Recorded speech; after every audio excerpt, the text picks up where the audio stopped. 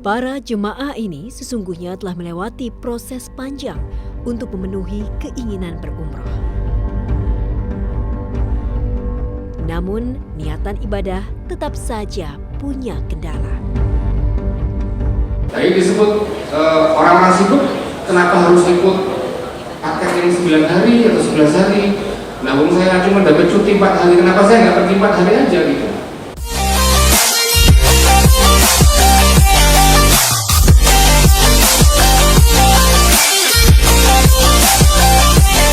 Terima kasih. Bismillahirrahmanirrahim. Assalamualaikum warahmatullahi wabarakatuh. Terima kasih Mbak Yus selaku MC, Bapak Ibu sekalian. Nggak bisa saya sebutkan satu-satu. Pertama yang jelas kami ingin mengucapkan selamat mengingat pada Bank Syariah Mandiri yang ke-20. Tekannya tapi sinergi itu bersama ya. Jadi pas banget itu dengan tema kita hari ini, mengulang apa yang disampaikan Bapak-Bapak sebelumnya. Jadi sinergi itu rasanya atau kolaborasi ya, yang sekarang menjadi pilihan yang nggak bisa dihindarkan gitu. Oleh sebab itu sejak awal waktu umrah mau launching itu memang kita harus gandeng banyak pihak gitu, supaya kita bisa maju bersama, repot juga bersama gitu. Kira-kira itu Pak. Ya. Dan mungkin terkait dengan dunia perbankan itu mungkin jadi satu sesi khusus talkshow nanti, karena diakui atau tidak industri keuangan adalah tadi disampaikan oleh Pak Direksi bahwa industri perbankan adalah salah satu yang paling kena disrupsi sebetulnya. 10 tahun yang lalu ketika saya di Indosat, tadi ada senior saya Pak Nanda masih di telco industri. 10 tahun yang lalu kita membayangkan bahwa nanti ini kebayang ya, telco industri itu mungkin merger sama perbankan. Waktu itu kita waktu awal-awal kenal e-money ya, karena yang satu punya infrastruktur, yang satu punya services, nanti akan kawin gitu. Nah 10 tahun kemudian hari ini itu nggak terjadi, tapi yang terjadi lebih buruk dari itu. Contoh misalnya kita ketemu situasi di mana Facebook sekarang punya mata uang sendiri, namanya Libra. Di belakangnya ada 29 industri finansial besar. Jadi dia nggak perlu perbankan, dia ciptakan mata uang sendiri pakai cryptocurrency. Dan belakangan saya dengar juga dari diwakili oleh Bupati oleh Pak Dubes Saudi Arabia sebelumnya untuk Indonesia, beliau sudah bikin namanya cryptocurrency syariah pertama dan sudah di launching di Singapura beberapa waktu lalu. Jadi menjadi demikian kacaunya industri ini sehingga kita nggak kebayang ini bakal kemana. Nah tugas saya sekarang adalah kira-kira memberikan semacam overview gitu tentang perubahan perilaku. Saya akan banyak comot sana comot sini dari beberapa riset Google, kemudian juga dari Mastercard dan lain-lainnya, dan kemudian mempersilahkan bapak-bapak berdua ini nanti berbicara agak teknis tentang umrah dan strategi perbankan khususnya Bank Syariah Mandiri menghadapi dunia digital. Oke, next. Nah, jadi ini mungkin data sudah sangat umum ya tentang profil jemaah haji Indonesia. Nah, area yang saya birukan itu adalah area yang sekarang paling dominan, dan itu menunjukkan jumlah masyarakat yang sedang menunggu untuk diberangkatkan haji. Dan rupanya waktu tunggu yang lama untuk berhaji itu menjadi pasar tertentu, pasar khusus buat umroh ternyata. Jadi sekarang nunggu 12 tahun, lama banget ya nggak ke tanah suci gitu. Kenapa nggak umroh aja dulu gitu? Jadi rupanya itu memboosting market di umroh, dan mereka pada usia-usia itu sekarang punya kesadaran beragama dan bisa dibilang punya lifestyle tertentu untuk berangkat umroh. Jadi ciri khas tertentu untuk status sosial tertentu bahwa pergi umroh adalah salah satu spiritual lifestyle begitu ya. Kemudian ya macam-macam yang melatarinya, tapi kira-kira ada 3 ciri itu. Nah, orang pada usia 20 sampai 45 itu sekarang memegang peran paling besar dalam pergerakan perekonomian. Gitu. Terlebih karena mereka juga punya posisi ekonomi tertentu. Nah, ini jadi demographic driven. Jadi ini market yang mau nggak mau harus dilayani gitu dengan lebih serius. Kemudian yang kedua, next. Nah, ini smart behavior. Jadi sekarang apa namanya, setelah kita kenal halal traveler 1.0, yang kedua itu market orang yang pergi umroh itu, ini data dari KPI-nya Mastercard ya.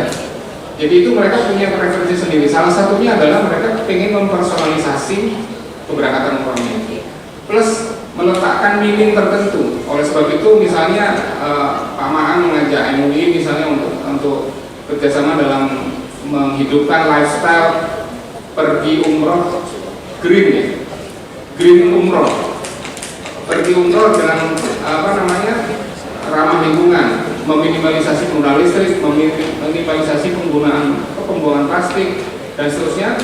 Itu adalah bagian dari memberi meaning kepada traveler. Nah ini pergerakan yang terjadi sekarang. Nah kemudian yang kanan itu data tentang bagaimana usia-usia kami ya, ini sekarang di-drive oleh milenial. Mau nggak mau, kita sudah terlalu sepuh untuk belajar tentang pergerakan apa ya, pergerakan itu termasuk adit ya, masih bisa lah. Kita udah terlalu senior untuk belajar pergerakan tren digital. Makanya kita lebih sering tanya sama anak kita gitu. Sekarang keputusan untuk install dan berlangganan Netflix itu dari anak saya. Terus siapa influencer terbaru di Instagram dan YouTuber itu informasi dari anak saya yang SMA. Kita udah nggak tahu. Nah milenials itu ternyata mendrive kita.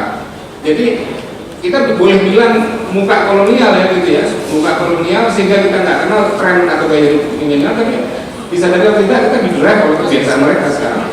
Jadi tahu-tahu kita harus pantau gadget ya, kadang-kadang kita mesti mantau kegiatan anak kita di Instagram kadang-kadang gitu, untuk tahu dia ngapain aja, dia lagi snapgram di mana dan seterusnya. Nah ini kira-kira smart behavior. Jadi orang perlu meaning dan perlu mempersonalisasi perjalanan wisatanya gitu. Next. Nah ini saya ambil dari Google. Jadi online travel itu pada tahun 2025 kira-kira naik 2,5 kali lipat dari yang sekarang. Kalau misalnya dengan high politics, DPR, pemerintah juga dengan kerajaan Arab Saudi bagus gitu, kira-kira tahun 2025 jamaah umroh kita kan berarti 2,5 juta gitu. Sekarang kan 1,2 juta. Kalau kita bisa didukung oleh high politics ini ya, deal gitu, sehingga kapasitas atau kuota kita terus naik. Nah kemudian itu kalau nggak salah 25 billion nilainya, 25 miliar US dollar ketika itu terjadi. Nah ini growth yang tinggi di samping yang tiga, e-commerce atau online media sama ride hailing atau berkendara daring. Jadi ini naik besar. Artinya dari Indonesia sebetulnya kalau nggak salah masing-masing asosiasi itu punya sekitar 300 atau 400 anggota, dan itu jumlah yang sangat besar sebetulnya untuk melayani pasar yang makin meningkat. Kemudian yang keempat, next. Nah ini global trend juga. Nah tadi kalau nggak salah Pak Maan ya sering sebut DIY ya. Jadi do it yourself travels itu memang salah satu tren. Ini adalah riset dari Mastercard. Dari 17 tren yang terjadi di 2019 adalah salah satunya adalah orang ingin mengkustomisasi perjalanannya sendiri gitu. Tadi disebut orang-orang sibuk kenapa harus ikut paket yang 9 hari atau 11 hari. Nah, saya cuma dapat cuti 4 hari, kenapa saya nggak pergi 4 hari aja gitu. Ya, ini kebutuhan ke situ akan sangat mendesak gitu. Kenapa saya harus semahal itu ya, meskipun soal harga ini agak debatable dalam hal umroh, karena market umroh itu rada emosional, nggak terlalu rasional. Ibaratnya jadi berapapun gue berangkat gitu. Sampai kadang-kadang kalau ada masalah dengan travel umrohnya, ya udah sabarin ujian. Jadi itu menunjukkan bahwa salah satu drivernya adalah emosional bukan rasional. Nah, harga nggak terlalu masalah. Tapi misalnya kenapa saya harus pergi ke negara-negara di sekitar Indonesia yang mungkin kalau kita pergi 4 hari nggak kasih arti. Tadi Pak Maan di closingnya sebut begitu. Kenapa kita nggak pergi Tanah Suci gitu? Kenapa hotelnya harus di situ? Kenapa kita nggak jauh dikit gitu? Tapi bisa dapat diskon 30% lebih murah misalnya gitu. Dan seterusnya. Ini kebutuhan-kebutuhan yang terus bergerak, yang DIY kan itu. Dan di situ disebutin bahwa salah satu ciri travelers zaman sekarang itu agak unpredictable. Jadi tahu-tahu memutuskan gitu. Di situ disebutin instant noodle trips namanya. Jadi apa namanya mie instan, trip travelers mie instan. Yang tahu-tahu kepikiran, ini weekend besok ini agak panjang nih, agak kecepit gitu. Yuk pergi yuk, gitu. Tahu-tahu begitu. Kalau dulu orang harus jauh-jauh hari merencanakan. Sekarang orang agak unpredictable dan lebih spontan ketika merencanakan perjalanan. Itu salah satu tren juga yang dipotret oleh Mastercard. Next. Nah, ini yang terakhir ya. Ini tadi kan mungkin cerita indah dan sekaligus peluang-peluangnya. Sekarang yang terakhir ini kira-kira tentang tantangannya. Harus diakui bahwa industri umroh khususnya ya itu heavy regulation. Sangat tergantung kita dengan kerajaan Arab Saudi. Belok gitu. Kita menyesuaikan gitu ya. Baru beberapa bulan diterapkan kalau nggak salah yang biometrics ya. Kemudian beberapa bulan setelahnya off gitu. Karena memang harus diakui itu mengganggu pertumbuhan gitu, karena menjadi bikin repot ya, jadi mahal. Kemudian kemarin ada tarif visa progresif ya kalau nggak salah, hapus tapi rata gitu, tinggi tapi gitu. Beberapa kalangan menyebutkan khawatirkan ini akan mengurangi market ya. Tapi itulah yang terjadi. Termasuk di kementerian di Indonesia juga akan atau sudah banyak terjadi perubahan-perubahan seperti itu.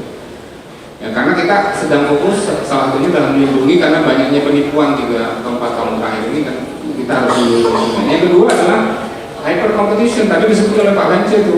Jadi kita launching sekarang besok pagi sudah ada yang niru gitu. Apa susahnya gitu? Jadi menjadi entry barrier-nya untuk bersaing menjadi tipis sekali gitu. Nah, kata kuncinya salah satu tadi soal speed sama time to market sama kolaborasi. Kemudian terakhir adalah unstoppable consumer wants, bukan needs ya, tapi wants. Keinginannya bergerak. Saya membayangkan dulu mungkin orang perlu ini itu bawel ya dalam hal traveling hanya untuk non. Sekarang pergerakan untuk situ makin besar. Jadi misalnya ya tadi yang saya tahu misalnya di Arab Saudi pelayanan begitu meningkat sekarang sehingga dulu yang nggak kita bayangkan Madinah punya hop on hop off gitu ya, sekarang sudah ada bus gitu, dan kita bisa bayar tiket kalau nggak keliling Madinah gitu. Sementara dulu orang harus diorganize gitu, harus bareng-bareng gitu ya dan seterusnya. Jadi itu akan terus tumbuh. Nah, salah satu responnya adalah membuat sebuah platform yang customizing. Kita nggak bilang bisnis model yang lain dalam hal digital untuk mulai itu jelek ya, tapi misalnya marketplace itu pola kolaboratif yang kalau diseriusin besar sekali. Bayangkan misalnya 1000 provider umroh haji di Indonesia bergabung dalam sebuah marketplace atau beberapa marketplace dengan campaign yang serius, maka itu bisa memberikan kepuasan kepada jamaah besar. Mungkin itu saja, mudah-mudahan nggak lebih waktunya. Terima kasih. Assalamualaikum warahmatullahi wabarakatuh. Waalaikumsalam. Terima kasih banyak. Para jemaah ini sesungguhnya telah melewati proses panjang untuk memenuhi keinginan berumroh. Namun, niatan ibadah tetap saja punya kendala. Biaya perjalanan yang tidak murah, ketiadaan keleluasaan waktu karena jadwal yang sudah ditentukan, bahkan resiko penipuan pun selalu ada. Umrah.id merupakan aplikasi pertama di dunia untuk memudahkan umat muslim bebas mewujudkan pelaksanaan ibadah umroh. Jemaah dapat menentukan berapa lama berumroh, memilih pesawat, hotel, dan kota-kota mana yang ingin dikunjungi. Umrah.id juga memberikan kemudahan dalam pengurusan visa. Seluruh pekerjaan cukup dilakukan melalui aplikasi Umrah.id. Umrah.id membantu umat muslim untuk lebih mandiri dalam mewujudkan ibadah umroh. Terlebih, saat ini kerajaan Arab Saudi makin serius dan perhatian dalam hal wisata religius. Peningkatan pelayanan, peningkatan fasilitas umum, bahkan perihal transportasi pun saat ini sangatlah mudah. Tentu, Ini menjadikan umroh mandiri semakin nyaman, mudah, serta makin instan. Bismillahirrohmanirrohim. Umi, anak-anakku, sekarang kita tentukan kapan kita berangkat ke tanah sucinya ya. Serius, Bi? Kita akan berangkat umroh? 7 langkah mewujudkan umrohmu.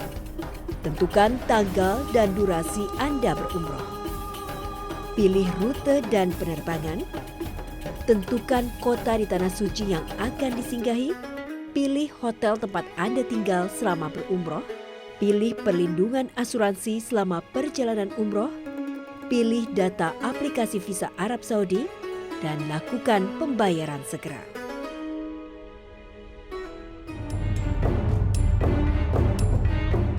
Sejak diluncurkan pada tanggal 28 November 2019, Umrah.id bergerak dengan cepat.